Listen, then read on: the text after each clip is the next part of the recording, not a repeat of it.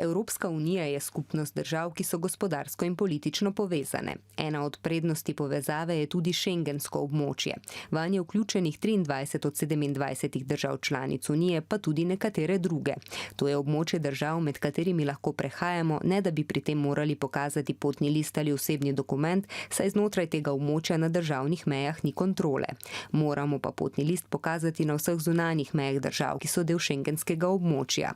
Zadnja se mu je pridružila Hrvaška in s tem se je južna šengenska meja 1. januarja letos prestavila na mejo med Hrvaško in Bosno in Hercegovino ter Hrvaško in Srbijo.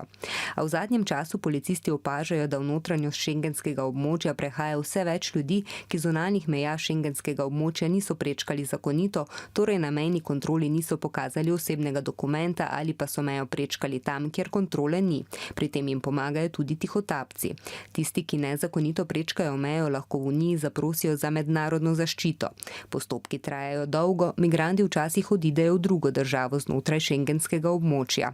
To povzroča napetosti med državami tega območja. Obtožujejo se, da so zunanje meje slabo zaščitene, nekatere notranje meje ponovno nadzorujejo.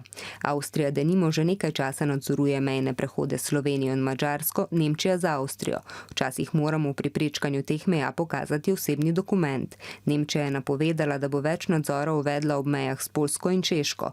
Podobno je v Sloveniji, kjer je zdaj v bližini meje s Hrvaško več policistov, a pri prečkanju meje ni treba pokazati osebnega dokumenta.